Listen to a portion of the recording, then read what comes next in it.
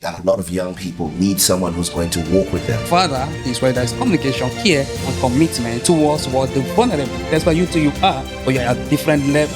My third daughter, when she finished her A-levels, that was smack in the middle of COVID, and she came out and she was completely disillusioned. As a father, part of my role and responsibility is to acknowledge the fact that she's disillusioned in this moment. And like I said, the journey, for me, that connecting the young person isn't necessarily, according to visual reference, she's not going anywhere. But according to emotional reference, there's exploration happening. Oh yeah. A father stays present in the process of that exploration. So who is a father? Hello, welcome to Echoes of Our Community. This is a platform where we look at real stories, real lives. We make ourselves vulnerable. We tell it as it is so that we can make the impact we need to make for us, for our families, and it's about legacy. We are celebrating fathers, and we want to use this segment to look at who is a father, what is a father. Now, I just want to read out something before we throw it open to everybody. We start, what truly makes a father? Is it sharing DNA? Or is it the daily choice to show up, to guide, to love, even when it's tough? So many of us grew up with men who weren't our biological fathers, yet they gave us stability, advice, and strength. Today, we see more blended families, more stepfathers navigating the delicate but powerful space, building trust and love with children who might not carry their name, but carry their influence for life. So who is a father? Welcome back to Martin, to Solomon, to Stephen Elio. And I'm your host, Margaret Taribo. Welcome today. But let's talk, who is a father? I'm gonna point right at you. Come on, Stephen. You've been meditating for a while, and I just feel Who is a father? I think it's everything that you've highlighted there. You know, because it's one thing to just say biological, but there are a great number of males that are stood up to say, yes, I'm gonna make a difference on this person's, on these children's lives. And I think it's bringing the wholeness of who you are as a man to influence a child's life, to influence society's life. Because everything that you are, you're bringing. And I think it's very important to also understand that your foundation as well is also important in how you father.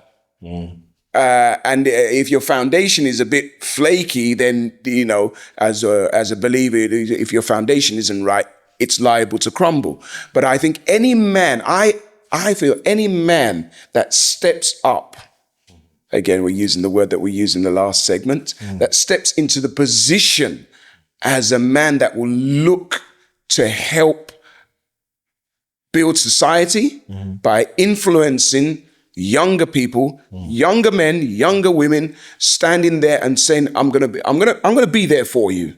I'm gonna be a sounding board for you. I'm gonna be a landing board for you. Because sometimes these things do go belly up, and children, partners, mums, brothers, sisters, uncles need to know that somebody is there for me. I think it's important what you've said, because we have situations whereby it's not deliberate that you don't want to be not have a father in your life. Life happens. People die. Yeah, absolutely. So who's going to step in for those children? Filling in the gap, standing in the gap. And make no mistake about it, brothers and sisters. It's not an easy thing to step up to that position. Even like some of us that are here that are men right now, being that man challenges the very core of our being. When you want to say something, you want to do something, you want to be something in your child's life, and you don't know how. To be able to go to other men around you and say, listen, bro, I've got a problem here. Martin, what's your experience? And I say this is me being vulnerable right now. You've got a son. You've got a son. You got a son. you got a son. Maybe I have older children. Maybe you have older. But the thing is, the fact that you have sons, I don't. I should be able to say, as a man, I can glean off you. Show me, tell me how this works. Okay, my daughters are older. How did you navigate this part of their lives? And that's what, as a man stepping up as a father, these are part of the things we're talking about. Powerful. Thanks for sharing. Who's a father? What's a father? Yeah, so I agree with what Stephen have said. All what you have read, all those characteristics, they're actually correct. It's not easy to move from husband to a father. Come on now. Because you're a husband to a wife. You ain't ready for that. Sometimes you're not ready. You ain't ready for that. You ain't ready for that. So, because when you mention father, you talk about children. So I call the triple C, which is communication, care, and commitment. Wow. These are very important, what define who a father is. When the communication is not there, you don't know the feelings, the listening, and how you act. And if you don't communicate well, you can't care. Because care is all about protection, about providing. But when there's no communication, that can be an issue. And when there's no care, commitment crumbles. So father is where there's communication, care, and commitment towards what the vulnerable. That's why you are, but you're at different levels. And also, so when you're able to give that postural care, you only your father. Wow. Yeah. Wow. I agree. Wow. And for me, I think being a father is being present for the journey of the child. Yeah, man. Whatever stage that child is being present for that journey. You said whatever stage. Sometimes that child is not at a good stage. Can you be there? That's another thing. And I think what's been interesting about any part of my fatherhood journey has been, both in and outside of my home, is recognizing that a lot of young people need someone who's going to walk with them, who isn't a companion. Let me be clear. Come on. Because sometimes they walk with their peers, and that's part of the reason why they end up in Gangs. Right? Because they're walking around with their peers and then they meet the leader. But what should be happening is any father can step into the role of accompanying you on the journey. So imagine when the child is 5, you're going to school with the child. When the child is 10, you're riding to school. Absolutely. When the child is 15, you're walking to school with the child and talking about what's happening at school and giving tips on how to manage things. Because sometimes there are things that are easier said on the journey, not when you're stationary. Oh, I love that. So that kind of makes sense. Yeah. So young people, I've noticed, require or desire somebody who's going to go, just when I say, Daddy, I want to start a YouTube channel. It's not, just go and look on the internet. You'll find something on YouTube. Do you know how crazy it would be for your dad to sit down and go, okay, so what are the things you're going to need for this YouTube channel? Let's look at this. I don't and know. then I'm watching the video. I'm not interested in YouTube channels, but I watch YouTube sometimes. But you're saying you want to be this. Okay, show me. Give me an example of somebody that you admire. We'll watch 5 minutes of that. I want you to teach me about it. That's going alongside the journey. Absolutely. So the journey is always sort of moving. Tell me about then. What about the journey about going? So you said 15. Then you now get to the journey of maybe going A levels, then university. That you're not forcing the child to say, "I want you to be a doctor like I am a doctor." I want to say, "What do you want to do? Why don't you want to go in university? What is it?" Oh yeah. Yeah. Oh yeah. I mean, with my third daughter, when she finished A levels, and that was smack in the middle of COVID. So she was in the Brit school during that period, and she came out and she was completely disillusioned. And so, as a father, part of my role and responsibility is to acknowledge the fact that she's disillusioned in this moment. Yeah. If you have that kind of communication and relationship with your child, you understand where their mindset, their heart set, and that so you'll be able to make an informed decision. Okay, I'm gonna let this slide for a little bit because you know that, like the conversations we've been having before, this child is clever. This child is wise. They're making an informed decision in the moment. And I think that's, again, part of our culture, understanding that it's changed. Yeah. That, remember when we used to hear, when I was in school, I was first. Okay, you were first, uncle was first, Henry was first. So everybody was first, so who was second?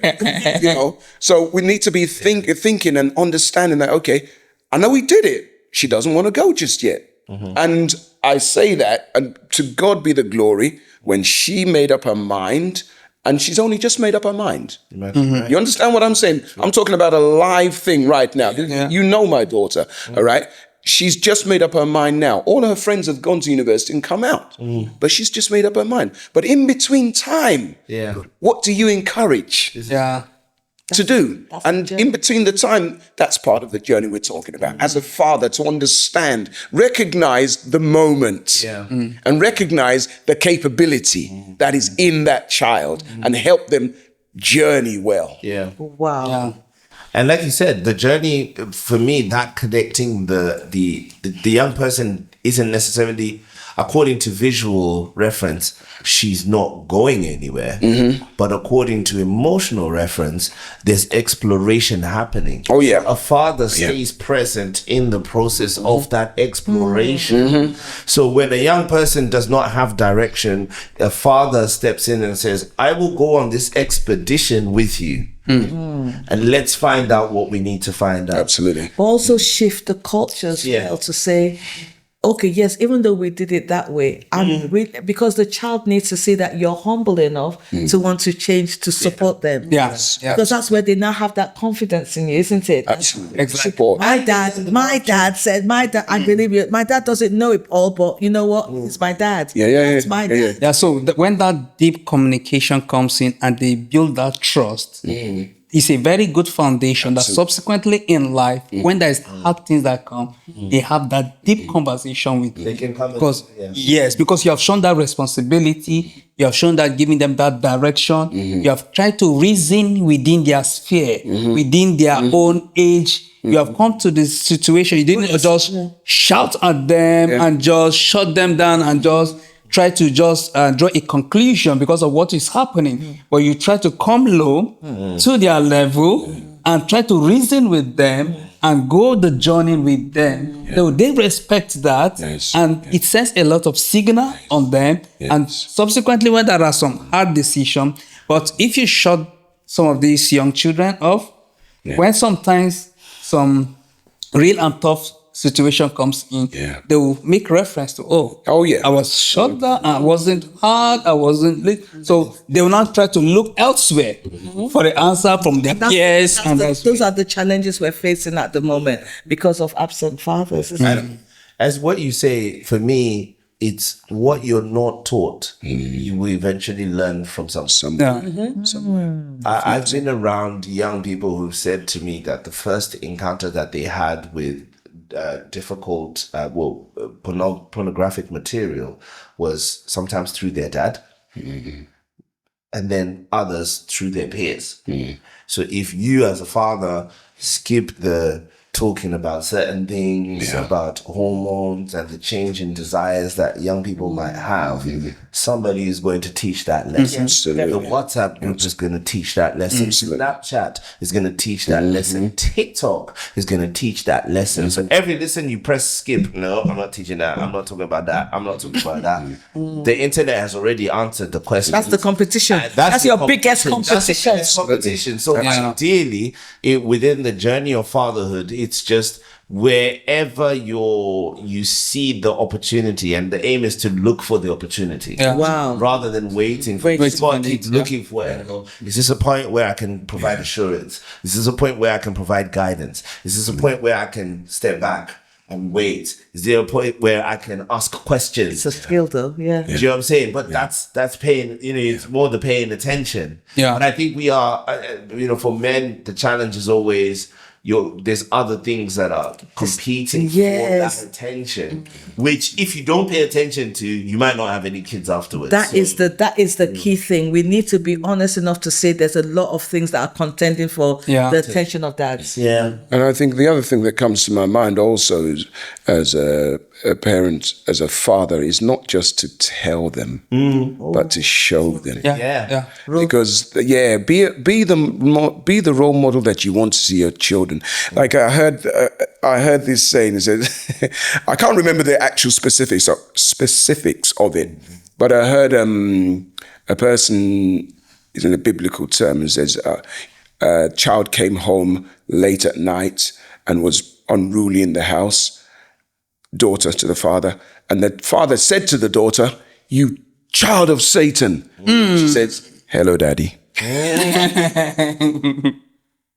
You get it? Yeah. Then that's the Hammond going right up there. So you be what you want to see, because I think it was one psychotherapist that our children are using us as a mirror to model their lives. Exactly.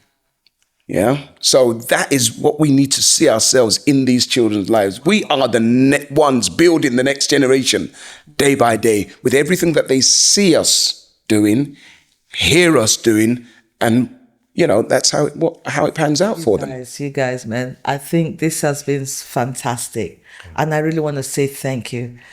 Do we have any last thoughts before we wrap up? I don't want it to end, but it's been so good. But we've got to. But last thoughts? Listen, I want to say, who is a father? What is a father? Yeah, let's celebrate this now. first of all, big shout out to all the daddies out there. For real.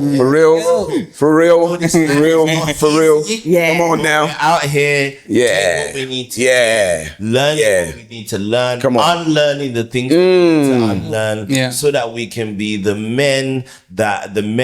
fathers, the figures that society requires to at least have a righteous answer to the problems that the world has. Yeah. So whatever it is that you're doing, no matter how big, no matter how small, please keep doing that thing with the consistency, with the presence of a man who has a mission. All of us men, all of us fathers have a mission, and the aim is to find your mission and become that man of the hour of the man of the decade, man of the century. Be that man for the purpose for which you were born to be on this earth. So I just want to say happy Father's Day. Don't give up. Obviously, you're going to be able to find us. Make sure you comment, like, share, and subscribe. And we'll see you guys on the other side. Great. Oh, that's good. It's a privilege to be a father. And one thing I want to say, continue to be a living example. That's right. Day by day. Because it has a lot of benefits, spiritual benefit, even economic benefit, because some billions of pounds millions of pounds spent because of absence, father. Yeah. But when you are present, it saves that for better infrastructural projects. And also you, as what said, you build a better society which will enjoy. Our prison will be decongested if the fathers are actually there. So it's a great privilege to be a father. Continue to live a living example, and let's build a better society. Happy Father's Day. Thank you. Yeah, happy Father's Day, sir. I believe in you. I don't know you, but I believe in you, and I believe you have what it takes. God didn't make a mistake in making you a father. He made you on purpose, intentionally. If you need help, call out, reach out. But we are here celebrating you as a dad. You have what it takes. You're good enough. Enjoy your day. You deserve it. I want to say happy Father's Day to every single man that represents the godly example of being a father. I want to say thank you on behalf of all the women that you have stood in the gap for and encouraged your children to thrive and grow in the best way you know how. Don't be afraid. Don't be afraid of being a father. It is an honor and a privilege that God has given you. And it is something that, not just the fact that you are nourishing your child is nourishing you. So happy Father's Day to you. Oh. Well, you've heard it all. I just want to say this. To every dad, to every stepdad, to every father figure, we see you, we honor you, we thank you. You are building legacies, whether you realize it or not. Happy Father's Day. Happy Stepdad Father's Day. From all of us on Echoes of Our Community, we love you. Appreciate Keep doing it. God bless. God bless you guys. Take care. Yes.